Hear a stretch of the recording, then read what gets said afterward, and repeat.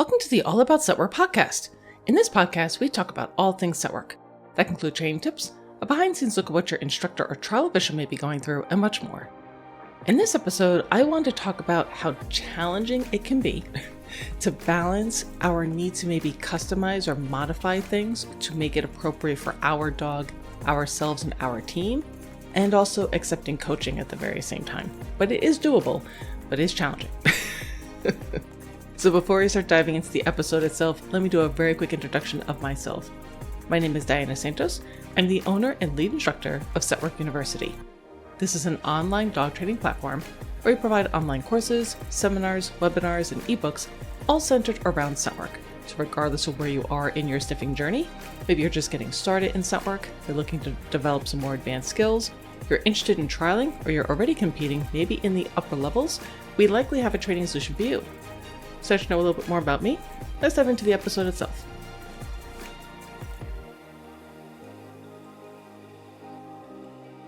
So in this episode, I want to talk about how challenging it can be, particularly when we're talking about scent work, where you are potentially working with an instructor, let's say in a group class. So you're getting coaching advice from the instructor, but you're also trying to customize so that things can be appropriate for your dog, yourself, and your individual team. You're like, well, isn't that the whole point, right? Isn't that the whole endeavor of working with an instructor is that will happen? The answer is yes. We obviously want that to happen. We want to make certain as instructors that our clients are meeting their goals. And there probably are going to be different goals. There'll be goals for the dog, there'll be goals for the handler, and there'll be goals for the team. But we also have goals as instructors. So particularly when we're talking about group classes, we likely have designed the lesson plan or what our objectives are for that series of weeks with an idea in mind. There was a method behind the madness, right? And what's super interesting about being a dog trainer, being an instructor of dog training of any variety, is you have to be incredibly flexible. If you are married to anything, the dogs will humble you very quickly. You have to be really quick on your feet. You have to be able to make adjustments. But that being said, you still have to get this whole group from point A to point B. Now, your goalposts may change in the middle of the class, depending on how everyone is doing. You may have had very grandiose ideas of what they were going to be able to do. But then lo and behold, you stumbled into, we have a hole as far as a lack of skills. We need to work on this instead. And that's okay. That doesn't mean that that's a failure. That is now your goalpost. We're going to go to C instead. See if we can fix that missing skill set. Why does this cause issues when we're talking about potentially customizing something for an individual client? On the instructor side, it's actually something that we're pretty darn good at. And we do it in a way, ideally, that no one even notices. So this really lends itself well to scent work because we may make tiny adjustments to each of the searches that we set up so that they're more appropriate for the dog, the handler, and the team. Again, with our grand view of we're starting at A and I want to end up at B, how do I help this team get there, right? Where things get complicated is if a handler wants to do a certain thing a certain way, and that may be in conflict with what the instructor had planned. And you may say, well, the instructor should just do what the handler wants. And I would agree with that up to a point. And here's where things get a little dicey. When you're in a group class, as an instructor, I'm just going to tell you from an instructor standpoint, as far as what my opinion is, my job is to provide everyone with access to the information so that they can make decisions when they go home and they're practicing. I'm not looking for perfection in class because I just don't think that you can achieve it, but I'm trying to show everyone these are the options of the things that we can try. And then I want you to go home and try it out and let me know how it goes. And if we need to make adjustments and modifications, we absolutely can and should. But there may be certain things at certain points in your journey that if you were to concentrate on those, It may cause you more grief than it's worth. And we don't want to skip foundational things that are actually rather important. And again, as an instructor, you may have this, again, the method to the madness of I need to lay down this foundation so we can do these other things we're going to be doing in a week or two, right? And if we somehow miss this piece, you're not going to do very well in the later weeks. And now we're trying to fix that. Why is this an issue in a group class specifically? There is an awful lot of groupthink in a group class, which can have its pros and their cons. When you are teaching in a group class, you're not just connecting to all the individuals, you're connecting to the group. And you understand that the group is going to kind of move like a mass as they're going along in their progression. And there may absolutely be some individual strengths and weaknesses, and that's completely fine and expected. But if suddenly you have one part of the mass of the group that is doing something entirely different from everybody else, that can cause a lot of problems. It can cause a lot of friction because now the other students are wondering, am I supposed to be doing that? And it's possible that what this other person is doing is entirely appropriate for them and their dogs, and it would be entirely inappropriate for this other dog. So that's what I mean, is that this can get very messy from an instructor standpoint because we have to worry about the whole group as a whole. We care about your individual progress, absolutely. But I can't cause issues for everyone else because we're deciding that you need to take this other path. So there may be some certain modifications or things that we can do where you can go on your little side adventure. That's entirely appropriate for you and your dog, but everyone else is going to stay on this main path. Where people have a hard time wrapping their head around this is if they hear about a certain approach, maybe they learned about a new technique, they learned about a different school of thought, they learned about whatever, right? And they want to give it a try with their dog. Or they already know about it, but maybe they're coming in to take this group class and they want to be able to do this hook, line, and sinker, which is fine. But if everyone else is doing something different, that can cause problems. So let me try to give you an example. Let's say that your dog is very unsure about working in tight spaces. And it is something that you are working on your own at home and to build up their confidence outside the confines of scent work. But for the purposes of class, what the instructor has told you is that, okay, we know that they're a little concerned about the tight spaces.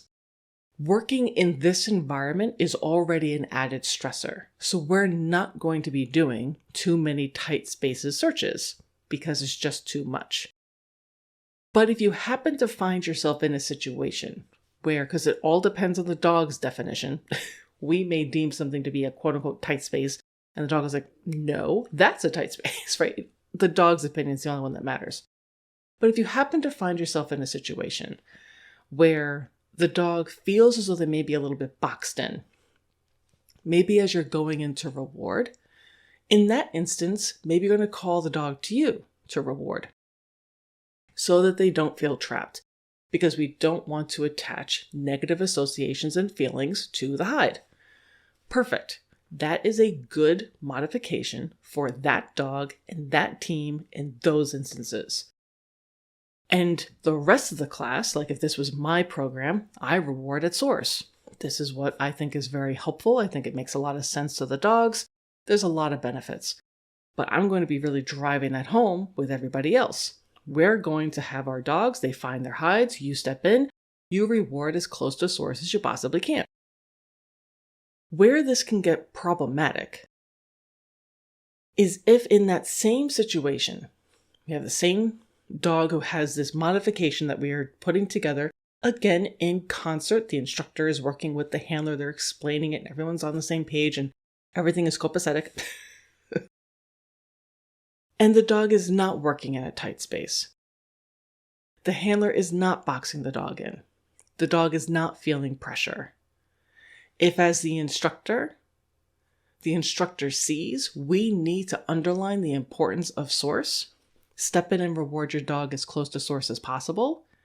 If the handler then starts getting into a discussion with the instructor, nope, I'm not doing that because I want to support my dog the way that I feel I need to.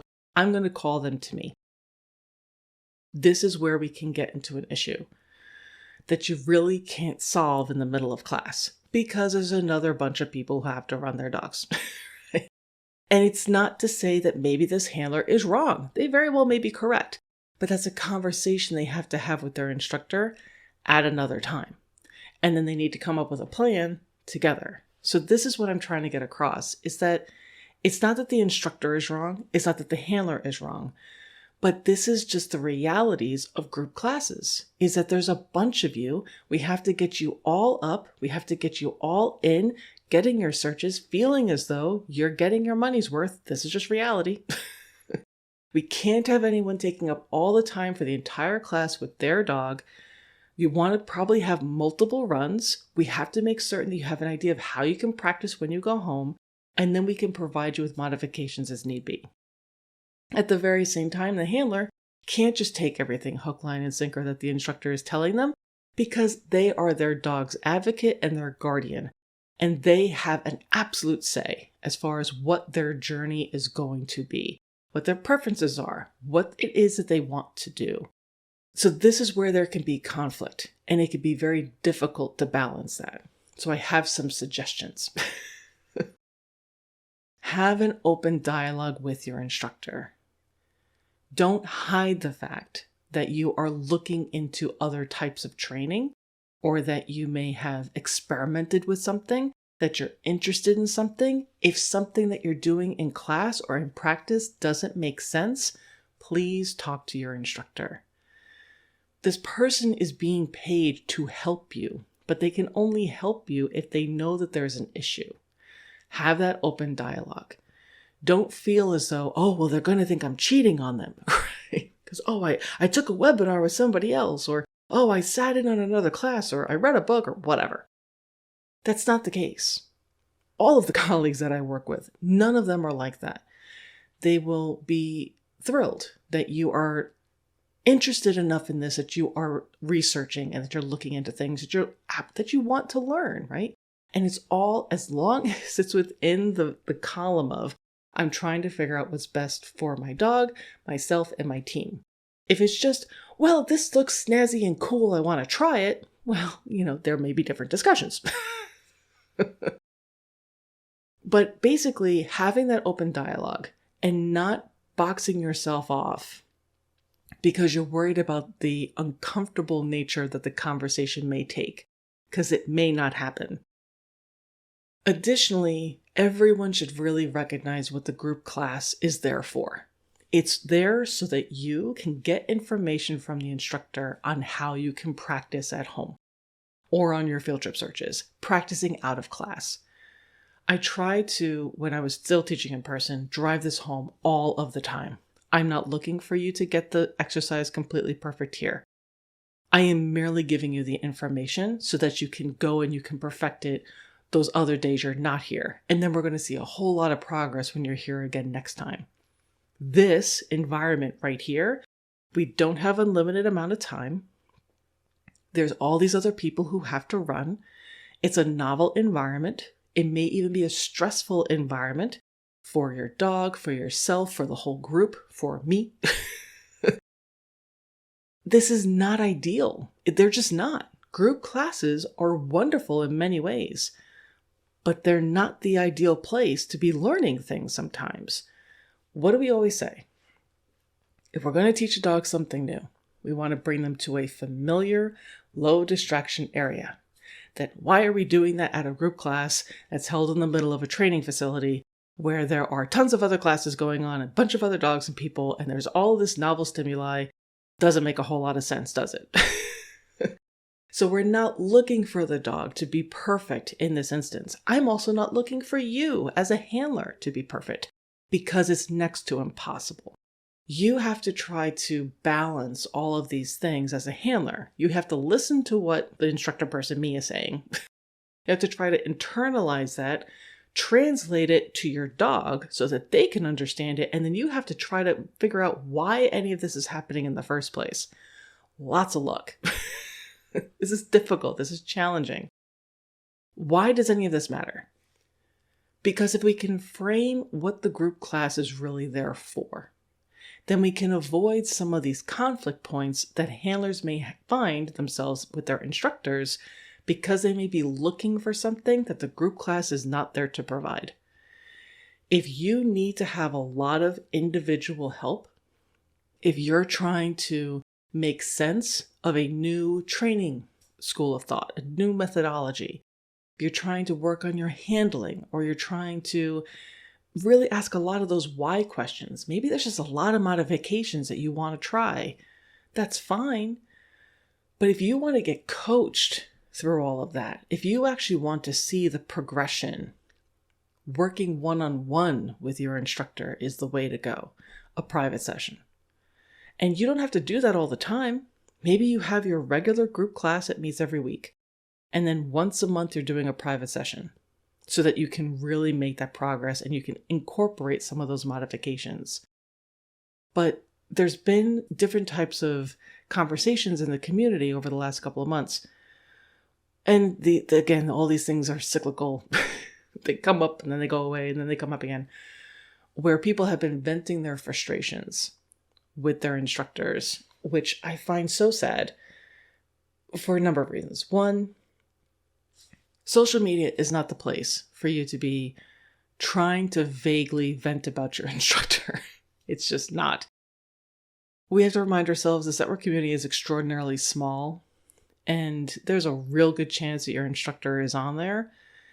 It's probably going to get back to them one way or another, and that's not fun. That's not a great thing, particularly because I know for myself and I know for all the colleagues that I work with, we put in our heart and everything into what we do. So to find out through the grapevine, oh, by the way, Sally Sue or Billy Bob, they're bashing you over wherever because they don't feel that you have their dog's best interest at heart. I mean, take the wind out of my sails, why don't you? Like, my God, of course I want to have their dog's best interest at heart. So it's just not a good way of going about it. But the other part of that conversation that I think is almost more insidious is then there's the piling on of, well, that instructor or that trainer, they aren't advocating for your dog because they aren't open-minded enough to the modifications that you want to make. And that's why I wanted to put this podcast out. Because if you're not there, and this goes for anyone in any situation, but if you're not there and you don't know all the situations and all the particulars, it's really hard to make that statement. Because as I was explaining before, there are so many other factors that instructor or trainer have to be mindful of just for safety purposes. Let's say as an example, there's a group class.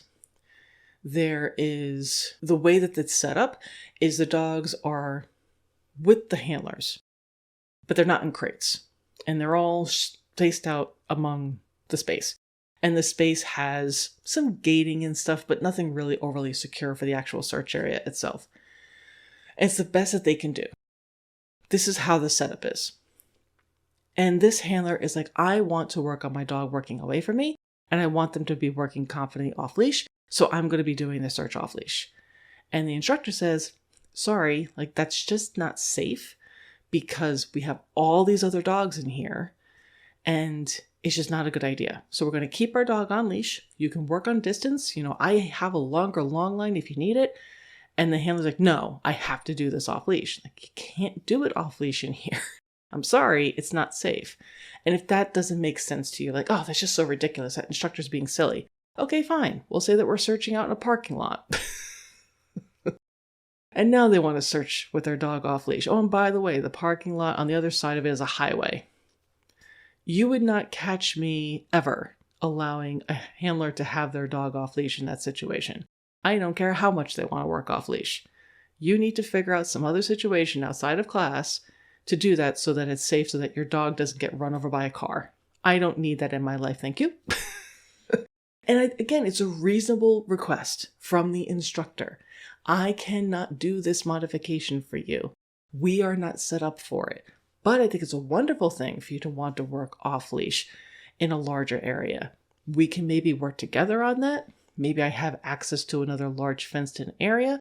Maybe we can do a private session. I can give you some referrals, whatever the case may be.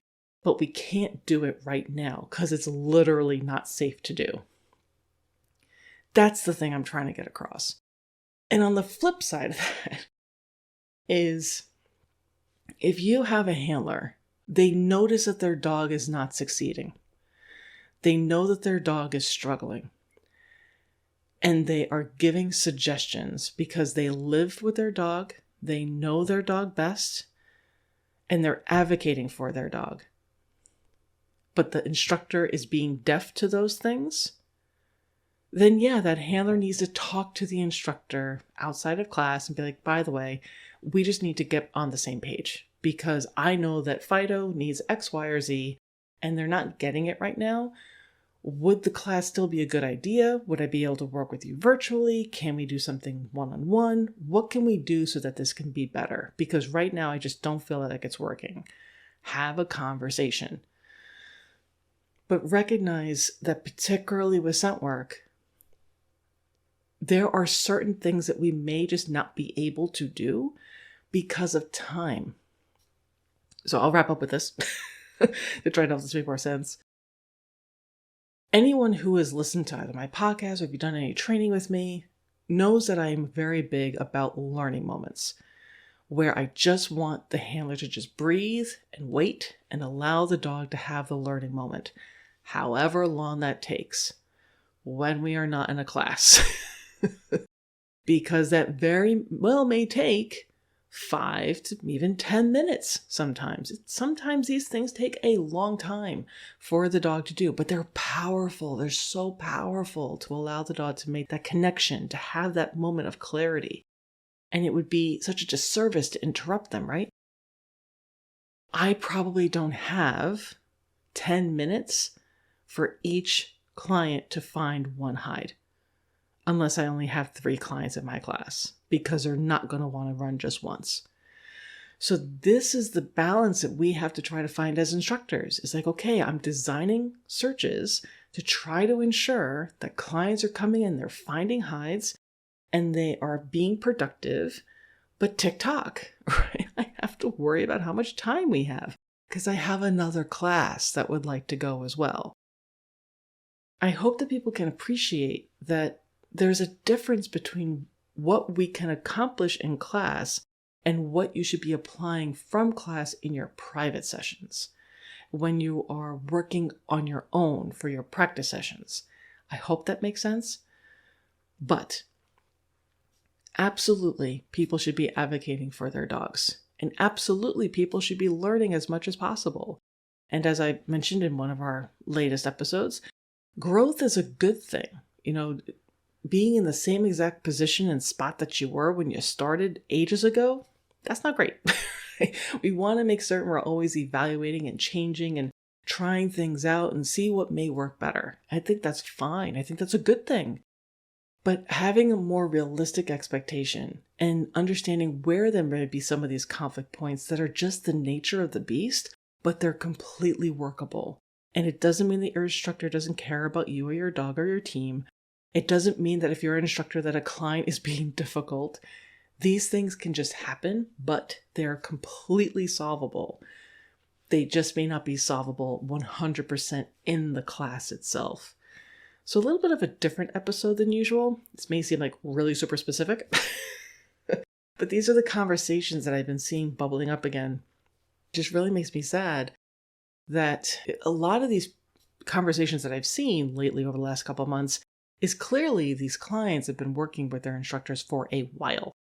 And to have that much time and effort and money invested into that relationship between an instructor and a client with an instructor, and to have it broken down, we're just going to go to social media and just, blast everybody is just sad. It makes me very upset.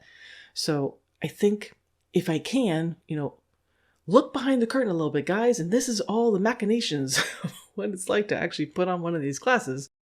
This is what the reality is that we're working with. It's not that as instructors, we're trying to hold you back, or we're, oh, I'm not going to let you learn about anything else, or I'm just putting up arbitrary, blockades to your growth. None of that is true.